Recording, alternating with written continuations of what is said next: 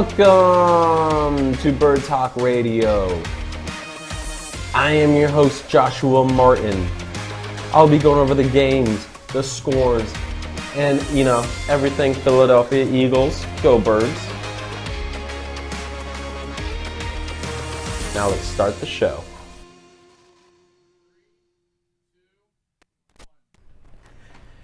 Hello and welcome to Bird Talk Radio. I am your host, Joshua Martin.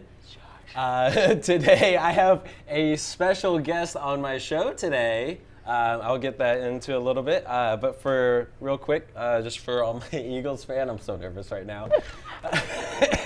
For all my Eagles fans out there, we had preseason week 2. We went against the Browns. We won 21-20. We had real no starters playing today. But we did see a lot from Kenneth Gainwell. Hopefully good things from him, like a Darren Sproles future for him, for the Eagles. And I don't really want to talk much about the Eagles, honestly. I want to get into our special guest today. Mayor, I know I said we'd go to commercial break, but if we can get that 2-shot up, and I'll introduce my special guest. And on the show, we have Khalilah Ali. Welcome to the show. How Thank you doing, for having Josh? me. How you doing? Go doing Eagles, good. go! Woo! Go Birds. Woo! Go Birds! Go Birds. Yes. I like birds, especially Eagles. Oh my God, I'm so happy that you're here. Khalilah Ali. Khalilah Camacho. Camacho Ali. Yeah, I don't want to say doctor. that. Yeah, doctor, yes. Yeah, I forgot. You doctor. got your doctorate not too long ago, PhD, right? Yes, not too long. Not the 2018. Awesome. 2018. And it's on theology. Ooh. And I travel all over the world speaking at colleges, universities, organizations, all the time. Awesome. I just swallowed my Anyway, so I travel all over the world doing that. Awesome. Yeah, I was doing a little research on you last night. Obviously, the former wife of the greatest boxer of all time, Muhammad Ali. Absolutely. Some amazing stories. I've heard you first met him when you were 10 years old. Yep. And then you guys got married at 17, Yeah. right? Yep. Awesome He story. proposed me when I was 16. I heard. What did you say? He just came up to you and like, I don't want to say anything. I want you to say it if you can. In the book, my life story is coming out. It's called The Forgiveness, the Untold Story behind Muhammad Ali and I separately. And it's a story that has never been told, simply because of the fact when they was writing Ali's book, we was divorcing at the time. Oh, okay. And it was such a painful and horrific ordeal because I wasn't prepared for that. Oh. And the fact is, I just kept my mouth shut.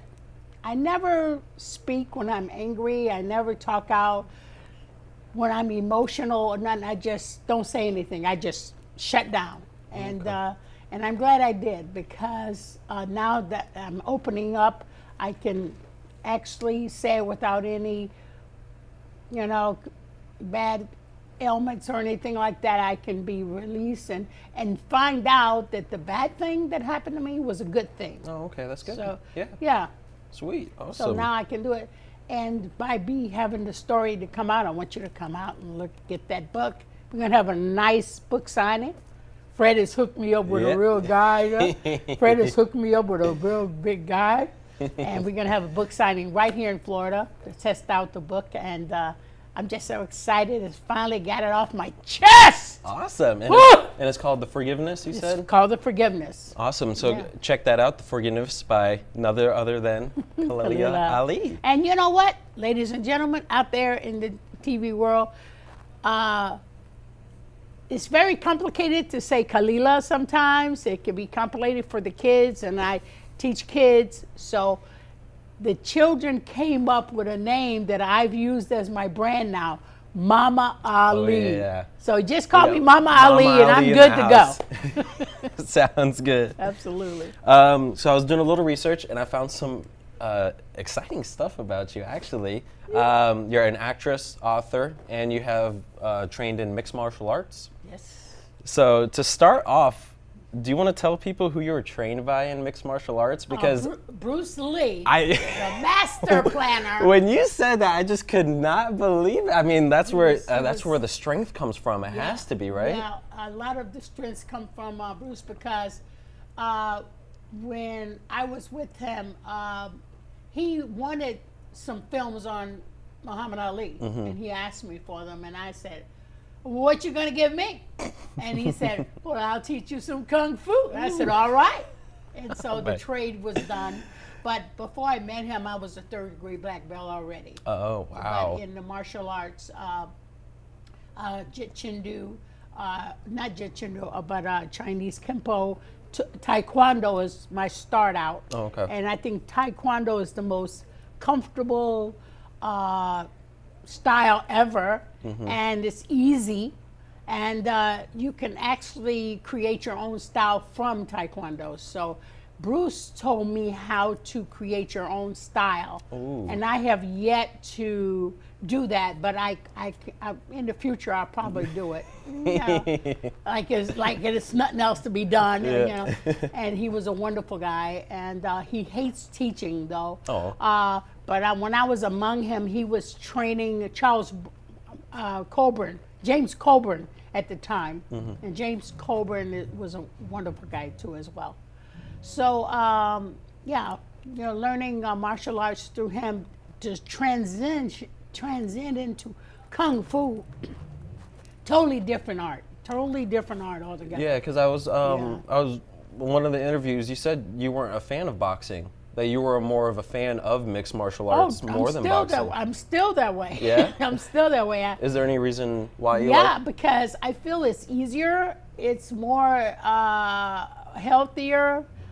You get less casualties, less injuries. Okay. And it's just something that's just, it flows, you know, and it's something you do it just from instinct. You know what I mean? Yeah. If you would see two martial artists that gets in the ring and battle, it won't be a bloody battle. Yeah, that's true. It'll be a more of a humble battle. It's like an art It'll form. be a humble takedown. Yeah. And boxing, as you know, even in the man's world, I'm totally against women boxing. I'm totally against it, because even in a man's world, it's hard, it's horrific. But they have women who have gone into boxing. I don't know whether it's to open themselves up, to have a release, to give them confidence. All those things and those signs is good, because it shows a positive light on the female. Yeah. You know, so I just don't accept it. I don't really approve of it. But those women who get into boxing for whatever reason, it's positive. Yeah. Those are definitely the strongest women and they're strong, Yeah. and it gives them hope, it gives them a direction. If that serves them, I'm all for it, you know, as far as that's concerned. If you want to, since we're in South Florida, I know the Hampton House, you've talked about that a lot. So I didn't know if you want to give a little insight on that, because I know Muhammad Ali. Yeah, the Hampton House is a house of history. Back in the day, Muhammad Ali was there. Me and Ali, when we got married and had our little girl, we came to Florida. There was places, we stayed at the Hampton House, not only supporting black businesses at that moment, but anybody who was anybody went to the Hampton House. And I learned, being at the Hampton House, Frank Sinatra came and did a protest. He would sing a lot on Miami Beach and everything. And back in those 60s, they wouldn't allow black people on the beach or even stay in the hotels, mind you. And Frank Sinatra, Ella Fitzgerald, Sammy Davis Jr., all these artists who were black and famous, they wouldn't allow them to even stay in the hotels on the beach because they were black.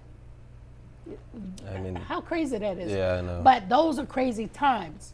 Frank Sinatra came to the Hampton House and said, we're going to go to the beach and hear me sing. He goes to the beach, everybody's there, and he goes, I'm sorry, I'm not going to perform tonight until every hotel honors black people to stay in these hotels, especially the artists. If they're going to sing here, they should stay here. And Frank Sinatra said that? And until you do that, I will never sing in Miami Beach again, ever. And he got up on the bus with the black artists and went to the Hampton House.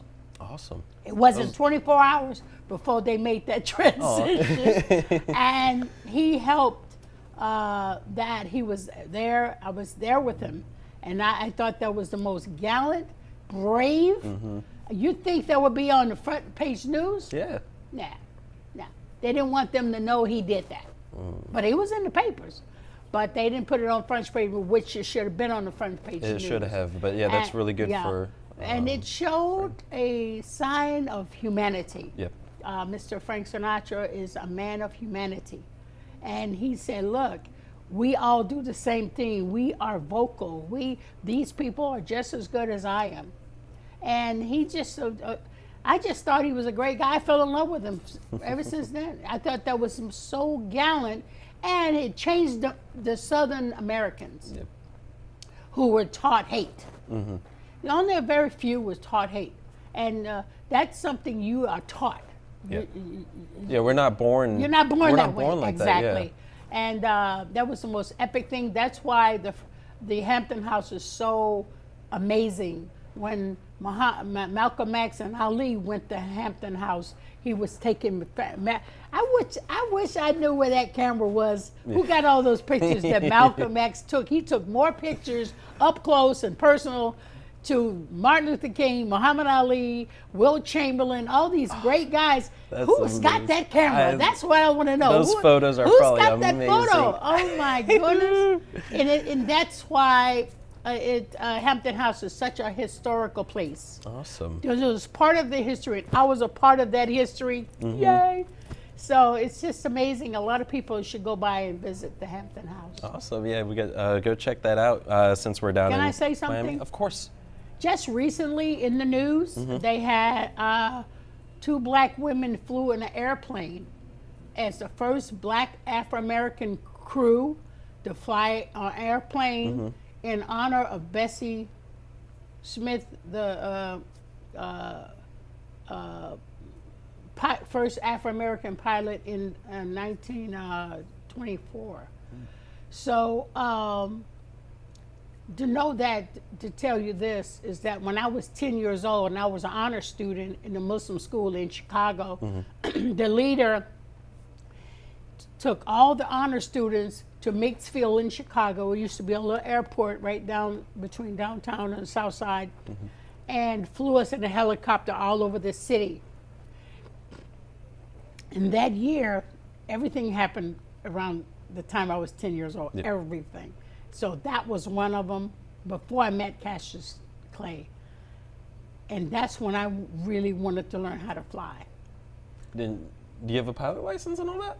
I am an aviator, sweetheart. Oh my God, yeah. I didn't know that either. At the age of 22, I got my pilot's license, and Elijah Muhammad's grandson, Sultan Muhammad, who we all went to school with, he asked me to come and go with me. I'm going up.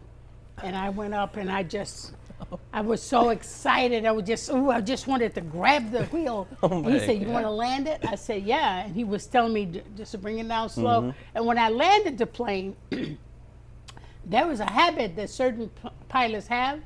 Some people land on the right wheel first, some on the left wheel first, some even. And Sultan wasn't that kind of pilot. He didn't land. He always landed on the right heel. I landed it even. And so the guy goes, Sultan, you did not land that plane. She landed that plane. And he ran over to the cockpit and said, you landed that plane, didn't you? I said, yeah. You know how to fly? I said, He says, would you like to learn? And this instructor from Butler Aviation in Chicago gave me lessons. Oh, that is amazing. And Ali cannot stand flying at all. He The can't. guy hollers like a baby when it lands. He just screams and hollers and everything. It's just madness. World's toughest man couldn't fly. You think? You would You're think. stronger than Mr. Muhammad. Yeah, I You're am. definitely I got stronger. more guts. Yeah. But I wouldn't get in the ring with him anyway. Oh, dude. But he was. That's how I learned how to fly. At this moment, I have 2,800 hours on my license right now. Wow. I hadn't flown in a long time. My kids said, Mommy, I don't want you to fly. You might kill yourself.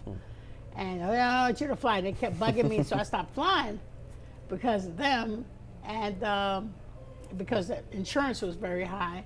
So I stopped flying, and then I went to Islamabad, Pakistan. and one of the chief fire guy in the Air Force said, "You can fly, right?" And I go, "Yeah." I said, "You're gonna have a briefing in the morning." I said, "Briefing? I don't have my license anymore. I lost them." He says, "I'm gonna give you all your hours back, and you're putting you up on this plane." And I saw the plane. I said, "Oh, I learned on that one. That's a piece of cake." Oh.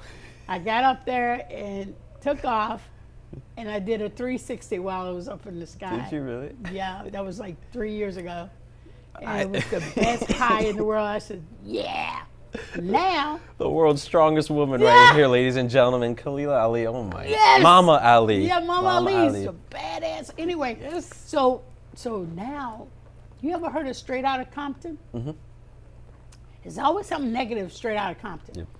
So the brothers always talking about gangs and everything. Did you know there's an airport in Compton?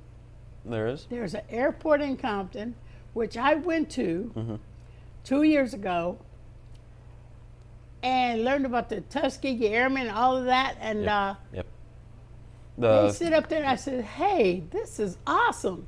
So they put me on the board of the airplane. They told me, I told them about my flying and everything, and they put me on the board. And now I'm on the board of Fly Compton Aviation Club, where I have incentives for black girls and boys to learn how to fly. That's really good.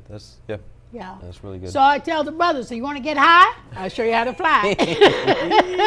I love that saying. Yeah, you want to get high? Come on, let's do it. Speaking of sayings, I heard all of Muhammad Ali's his little poems or quotes. That's all from you, isn't it? Most of the bigger quotes, they're all mine. The last quote that I gave him before he passed away was, "Don't count the days, make the days count." Oh, I like that one. That was mine. And when I first met him, not when I first met him, but when I was 13, I wrote a poem for him for Sunday Listen because I didn't like the guy. Mm-hmm. I really didn't like him. I think they just pulled this guy out of nowhere just to knock the guy out, and they don't know him like everybody knows him. Isn't that cute down there? That's so cute. It's fisherman. Anyway, so and I wrote a poem for Sunday Listen because I didn't like him. And I said, "Look, I'm gonna write it the way he would say it." And I gave it to Clay. I said, "Mr. Clay, would you tell this to Sunday Listen because I don't like the guy?" And he said, and I didn't think he would do it, but you know, whatever comes in my mind first, I just spill it out. Mm-hmm. You know, and then after I gave it to him, I says, "He's not gonna do that. He's not gonna." So what am I doing? You know, and I go home and I'm washing dishes, and my dad goes, "Did you give a fighter a poem and you wrote it on a brown paper bag?" I said, "How did you know that?" "He's on TV blazing away," and I couldn't believe it. He was on TV saying my poem. I go, "Oh my God, he's making my poem famous." Then I turned into a little girl again.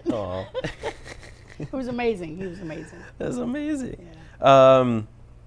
Let's see. I mean, just your impact.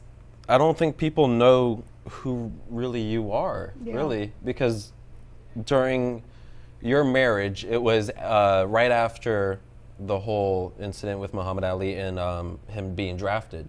Yeah. So I don't think people really know the. Yeah, that's why they got to read the book. Yeah, I didn't know if you can give a little insight on your impact of what you had on his life. Yeah, I, by us being Muslims, we don't fight in the white man's wars. Back in those days, we didn't, and it was just something that I knew if he would stand up against that would make him a stronger person.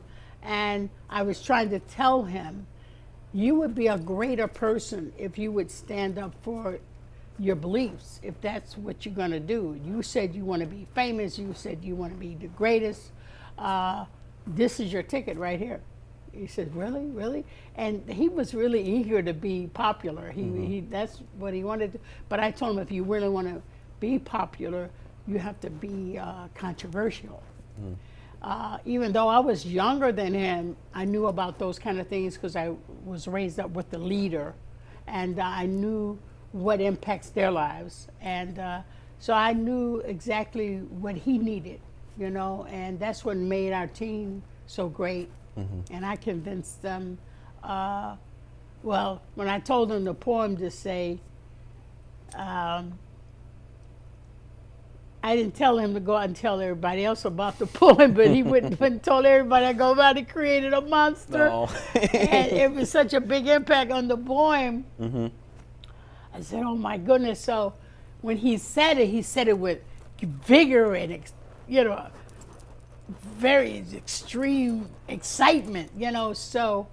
And that's what made him controversial, because he goes and said a poem I said, and he should have done it. But he just asked me, what would I do if it was, he said, what would you say to the public if you was me? Yep. You already gave me one poem, it was amazing. And I said, you really want to know? I said, I would tell him. I said, hell no, I ain't going to go clean out my cell, take me to jail without bail. Hell no. And I did not tell him to go tell those people that. He told me what I would say if it was me. I didn't tell him to go out there and, oh my God. And he made such an impact with people, he became a target.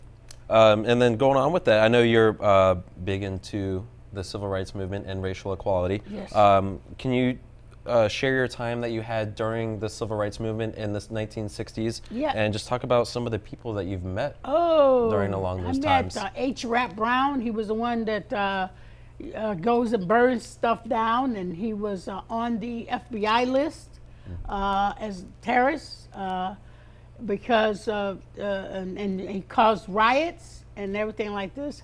I don't believe in doing all of that. That's what they did at the time, but they did it with fruition and a strong motive because of the injustices of black people in America. Andrew Young, who was a very young man, and he stood up and fought for the rights, and we supported him, but we mostly supported the human rights by words. We didn't stand in, we didn't march in, we didn't walk in. Muslims did everything with words. We found if you stand in or march in, that's an excuse that they can use against you for causing havoc with the people or causing havoc in the streets or whatever. So we don't like to give anybody an excuse to put us in jail or anything by obstructing traffic or going against the law, being a nuisance. So, and Andrew Young, matter of fact, Andrew Young, who is a great civil rights leader, he did a foreword for my book, and I just admire him so much, going to, White House and going to certain meetings with Martin Luther King and everything. It was, and Malcolm X, it was just such a grave thing. Matter of fact, the fact that that's what I was doing at the time, when I divorced Ali, I still worked with a lot of people. Jane Fonda, who is hated by so many people because of the Vietnam War. They always blackballed her and everything. So I went down to California, and Jane Fonda and I became good friends. And she said, "You want to protest with me? I've seen what you've done in the past." And I said, yes. I know more about protesting than Ali did. So Tom Hayden, Jane Fonda, and I, and Cesar Chavez, who is the Martin Luther King of Mexican people. He's the civil rights leader for Mexican people.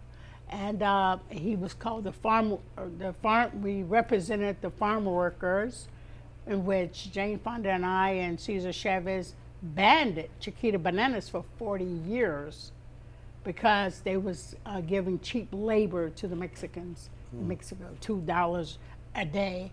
Are you going to give somebody $2 a day work for 17 hours? That's slavery. Yeah. You might as well not give them anything. So I helped her in that. And in transition to that, Jane became real close to me. We became good friends. Then she said to me, "You know what? I would just love to do a movie with you." And I said, "Well, you know what to do, girl. You can just call me on the phone, And I thought about it, and I go, she just might do it. So I called Dustin Hoffman, and I asked Dustin Hoffman, who's the greatest acting teacher ever? And he said, well, if he's still alive, it would be Lee Strasberg. I said, now, who's this Jewish guy? I don't know who Lee Strasberg is. He said, if he's still alive, I said, yeah, he trained Marlon Brando, De Niro, Pacino, all of these greats. Yeah. And I said, all right. So I go to California, and I stayed at my godfather's house, Barry White, the musician. He's my godfather. God. Yeah. Yeah, The he's more- wonderful. I stay, the he more I said, get. yeah, it gets my good every God, time. yeah. So I stayed at his house until I found an apartment in Hollywood, Mm-hmm. and it was like a half a block from Lee Strasberg Institute. And I went there and practiced. It was a great story how I met Lee Strasberg. I met Maximilian Schell, Shirley Winters. I sat on the boat with Irwin Allen when he was doing the Poseidon Adventure, just hanging around. And before I did that, when I was hanging around with Jane, we would go to different parties, and little Luke Skywalker by the name of Mark Hamill, he would see Khalilah, and he would run and jump on me and everything. And, what's up, Mark? You Skywalker now, huh? You know, and I wasn't in the movies then, huh? That could have been in all the Star Wars movies. Yeah. Damn it! I missed that opportunity because, I didn't. It just didn't happen. But we still stay friends. Still got pictures of. I'll show it to you when we get off the Yeah. show. And Mark was just amazing. You know what I mean? Luke Skywalker, he was so excited to get the little role and shit. And I was so happy for him. And we used to party all the time. Then I thought about it. Then Jane Fonda said, and I went back to Chicago. Nothing was happening. I went to Chicago. Jane Fonda said, I want you in the movie with me. Come on down here. I said, you shitting me, girl. And I fly down to California and got in my first feature film, China Syndrome, with Michael Douglas and Jack Lemmon, some of the great stars ever. Jack Lemmon actually got an award for his performance. And it was amazing. It was just amazing. It was amazing. That's awesome. And I met Charlton Heston on an interview show one time. And I said, what is the most important thing you can tell an actor if you're an actor? Because I was interested. Yep. I was always interested in it. He told me. And actually, years later, when I did a play, that advice worked right into what I was doing, and it saved my life because of what he told me. So these are the great people who I stop and I actually ask questions. If I got a question to ask you, trust me, nobody's never asked you that question, trust me. And I get involved, and that's how I got into the film industry. Now that leads up to my role in producing films. So last year I produced an episode 6 of The Grid on Amazon Prime, and not only helped, I was just doing a part in it, and I ended up being producer of it and executive producer of it because, look, my name is out there. I'm gonna make this the best way I can, and I actually got my feet wet and learned how to produce. And I know the challenge of production and direction. So now, since I finished The Grid, and this director did something that I didn't expect for him to do, so I said, I'll just produce my own film. Yeah, you have a movie coming out. I have a movie. You want to talk about that for a little bit? Getting ready to be shot at the end of this year. We're doing the pilot right now for the movie called Pure Justice. Pure Justice. In which I own the title, I own the brand and everything, and it's talking about the police force that works with the community. It's so much negative stuff on the police, and some of it is rightfully correct, and we do not want to take our law enforcement and lose our law enforcement. That is very imperative, because that is the one that helps our community. If we have bad police, we should challenge them, and they should get punished for what they do, and they don't do that enough. But you don't want to pedicate criminals. I mean, we don't have time to be patty caking criminals. These criminals have more gun force than even the police department. So these police, men and women, they want to go home just like you want to go home. Mm-hmm. So there's a big problem with that nobody's really talking about it in film right now. Mm-hmm. But luckily, my film will. And now it's wanted really badly. That's good. And you don't want to take your money from your police force, because this is what helps your community. And you can they want to reform the police, mm-hmm. which is good, but we need to mostly reform the people in the community, because they don't give respect to our cops. Mm-hmm. They don't give no respect at all. And you disrespect the cop, you're going to go down. I don't care which way you look at it. It's just wrong. And those cops who go rogue and do what they want to do, it's not in the lines of police. They should be punished accordingly and never be set back in the force again. Mm-hmm. Because we want our police force to have compassion, at the same time be respectful. And bring them down anyway. Throw them in jail. Don't beat them up and all that. That's unnecessary. Yeah. You know what I mean? I think that kind of leads me to my next question, because you're so strong, and mm-hmm. you were in that fight during the civil rights movement. Yes. What would you like to see from this new generation of ours fighting for racial and gender equality? Okay, this is the thing. The people do not learn to respect each other, and respect is from old school, and they should take the quality of the old school style and bring it in their new generation. But disrespect and respect has to be worked inside. Just disrespecting just a normal person, just you and I. Mm-hmm. It's impertinent, because we're human beings. And a lot of times the hate has grown so bad that they target people, and they pull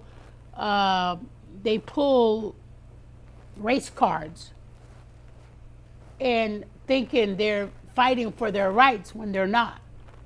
They're fighting for more hate. They're developing more hate toward one another. Like they have good intentions, but they do it in the wrong way, and somebody must say something about it. The Black Lives Matter, for it. All lives matter. You're not so special that your life matters and nobody else does. That's a race card. I don't believe in the Black Lives Matter. I believe in human beings matter. I know they have good intentions for that, but it's a race card. They have to realize it's a race card. Okay. All lives matter, you know. Yeah. Doctors who work on people in hospitals, they have an oath to protect and save as best as they can a patient. They don't look at the patient and say, oh, they're black, we're not going to help them. That's not acceptable with the oath of a doctor's oath. So it should be like a doctor's oath. You're saving everybody. If somebody would have a problem in here, right now, that person over there will save my life, and I will save your life. And it's not about color anymore. Mm-hmm. It's about saving lives. So I believe in everybody's supposed to respect each other. Of course there is hate amongst people still, but you're supposed to spread love no matter what, so they can change their way of life. You have to help people change. Okay. They're already going to be out there, but don't pull race cards. Okay. And I think if the younger generation realize that, mm-hmm. then we'll be all better off. And I think the young generation can change the world. Yep. And that's what I have to say about that. Awesome. I appreciate that. Yeah. thank you for coming on the show.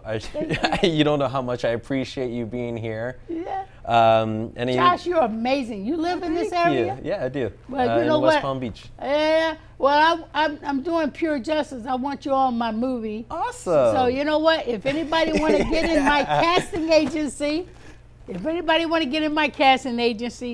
go to the greatest casting agency at AOL.com, and there you go. Submit your picture and your information, and who knows, you might be casted, especially if you're local.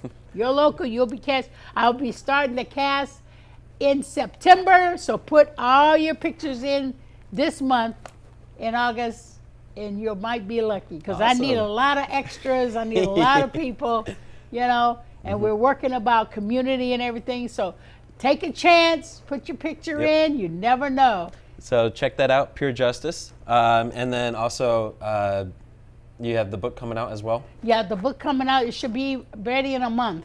Okay. So you can, and if you don't go to some of the, we got to keep the Brooklyn Cafe posted about where the book signings will be. Okay. And if you're not at the book signings, you can go straight to Amazon and buy it on Amazon. Awesome. Again, thank you for being on the show. Thank you so Khalilah much. Ali, God bless you. Or Mama Ali. Yeah, Mama Ali's here. Mama Ali. God bless you. Thank you for watching this episode of Go Bird Talk. Birds! Yeah. Woo, woo, woo. Go Woo. Birds. Go Birds. Oh my God, I'm so speechless right now. We play the Miami Dolphins this Saturday. I'll be at that game, so I'll be getting photos and videos, and I'll have that for you next week on Bird Talk Radio. So check us out next Monday, 11 a.m., Bird Talk Radio, and have a wonderful day. Thank you for watching Bird Talk Radio. Again, I am your host, Joshua Martin. If you want to contact me or be on the show, just email me at birdtalkradio2022@gmail.com, or you can call in during the show at 888-994-4995 in Studio A. Have a wonderful day, and remember, go Birds.